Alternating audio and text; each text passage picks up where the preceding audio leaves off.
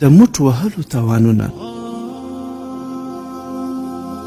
ګرانو ورونو، که تاسې د خپلې کورنۍ د مشرانو او یا د زنانو سره ناست یاست، نو لطفاً د دې ویډیو د اوریدلو پر وخت هیډفون یعنی ګوشکې استعمال کړئ. ګرانو ملګرو، په دینی معلوماتو کې شرم نشته. موږ چې کله د لواطت او د بچه‌بازۍ په اړه ویډیو نشر کړه، له هغه وروسته یو څو ځوانانو ورونو راڅخه غوښتنه کړې وه چې د موټ وهلو په اړه یوه ویډیو له موږ سره شریکه کړه. موږ هم په دې اړه ډېره څېړنه وکړه او معلومات مو راغونډ کړل له ډېرو مهمو کتابونو څخه، لکه د ځوانۍ ساتنه کتاب د مفتي فضل الرحمن فیضون صاحب او داسې نور. او دغسې مو په دې اړه د ډاکټرانو ویناوې او له غټو ویب سایټونو څخه هم معلومات راټول کړل خاص تاسو لپاره. راځئ چې وایو، په خپل لاس خپله ځواني بربادولو ته موټ وهل وایي. دا ډېر نقصاني کار دی. د موټک وهلو مطلب دا دی چې خپل اندام یعنی ذکر په لاس یا په یو شي پورې موښل چې مني ورڅخه راووځي او جنسي خوند ترلاسه کړي.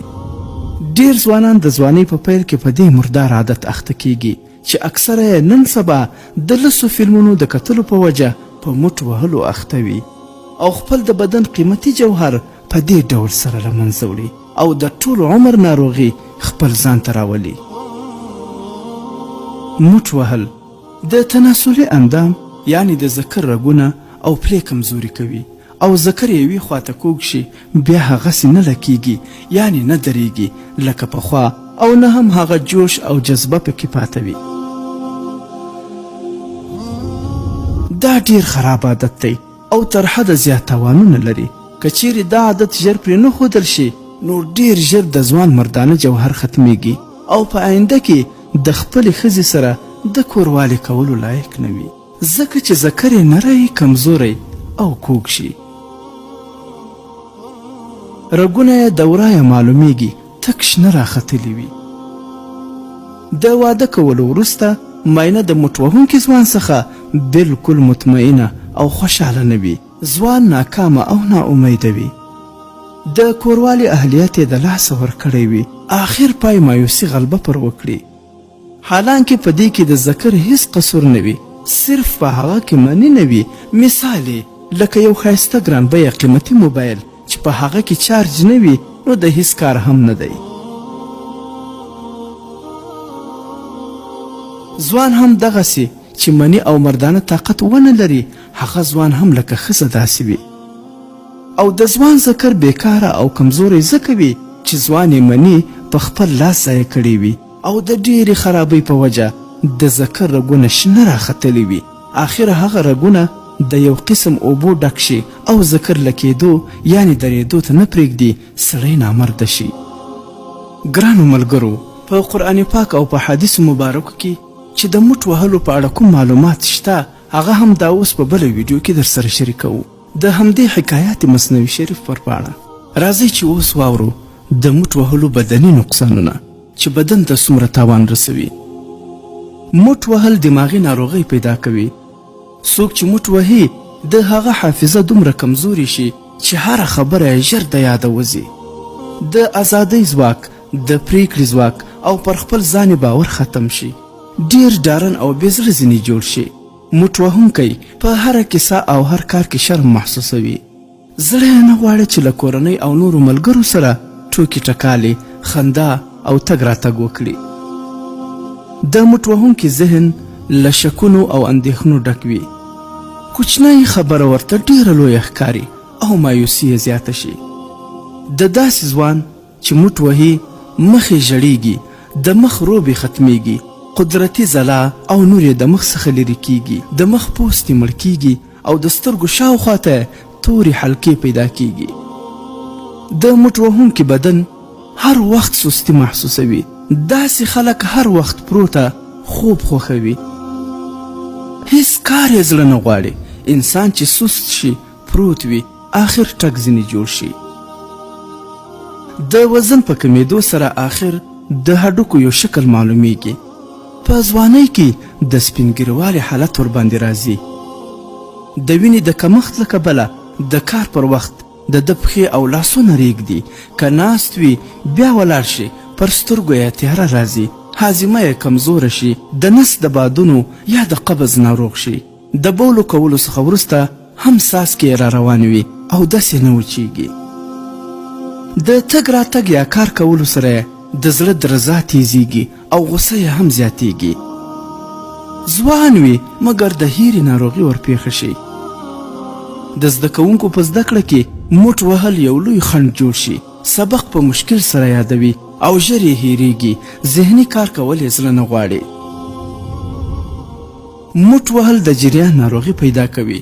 موټ وهل د ملا درد پیدا کوي. موټ وهل دماغ او اعصابي رګونه کمزوري کوي. موټ وهل د سترګو نظر کمزوری کوي. موټ وهل بې غیرتیا په انسان کې پیدا کوي، یعنی انسان بې غیرته کوي، ځکه له دې څخه مردانه قوت ختمیږي. موټ وهل د بدن غوړزګي وچوي، کوم چې په هغه سره د بدن پرورش کیږي. موټ وهل د زړه اندېښنې او غمونه زیاتوي. موټ وهل د خایو یعنی د خوټو درد پیدا کوي. موټ وهل پر مخ ګرمه کې او دانې پیدا کوي. موټ وهل د انسان څخه زړورتیا او دلاوري ختموي. په ډیر موټ وهلو سره د منیو خوند او لذت ختمیږي. موټ وهل د سر درد پیدا کوي. د اوریدلو قوت کمزوری کوي. د خولې بدبویي پیدا کوي. موټ وهل د ذکر رګونه پړسوي. موټ وهل له حلال نکاح او دیني زده کړې څخه بې رغبتي پیدا کوي. د موټ وهونکي انسان بدن د ډار او جنگ پر وخت ټوله ریږدي او زړه یې دربی کوي. په ډیر موټ وهلو سره د انسان عمر لنډیږي، ځکه جوهري مواد چې کم شي نو انسان بوډا شي. موټ وهل د ویښتانو ټینګوالی کمزوری کوي، په خاص کر د باړوګانو، ورځې او د ګیرې د ویښتانو ختلو لامل جوړیږي. موټ وهل د زنګونو درد پیدا کوي. په ډیر موټ وهلو سره منی په وینه بدلیږي. څوک چې موټ وهي هغه بې همته وي او له ژوند څخه یې زړه تور وي او ژوند تیرول خوند نه ورکوي. موټ وهل د انسان ځیګر کمزوری کوي. ګرانو ورونو، دا چې موټ وهل د انسان ژوند دومره تباه کوي، نو راځئ د دې مردار کار د پرېښودلو لپاره ټینګ نیت او قصد وکړئ. وایي موټ وهونکی چې کله موټ وهي په جوش او جذبه کې وي، خو چې کله یې منې توی شي بیا دومره پښیمانه وي چې وایي خدایه کاش چې مړ وای خو موټ مې نه وای وهلی. یوه خبره مې واورئ، موټ وهل څنګه پاتې کیږي؟ ګورئ، چې کله مو د موټ وهلو وخت راشي نو دا سوچ وکړئ چې انشاءالله په آینده وخت کې به زه د یوې پیغلې ناوې خاوند جوړیږم. ولې خپل منی ضایع کوم؟ دا مردانه طاقت خو د هغې ناوې حق دی. زه ولې خیانت کوم او له ځانه نامرده جوړوم؟ دا یوه خبره مې په زړه کې له ځان سره ساتئ. انشاءالله الله تعالی مهربانه دی، موټ وهل به درنه پاتې شي.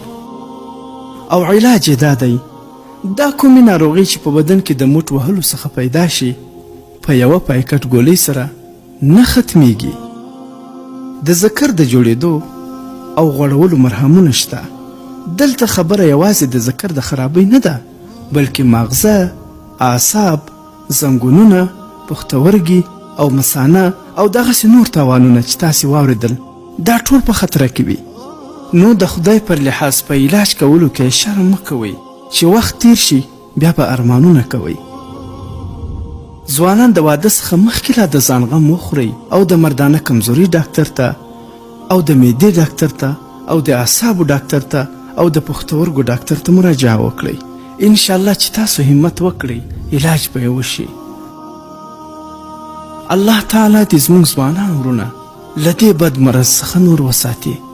آمین یا رب العالمین.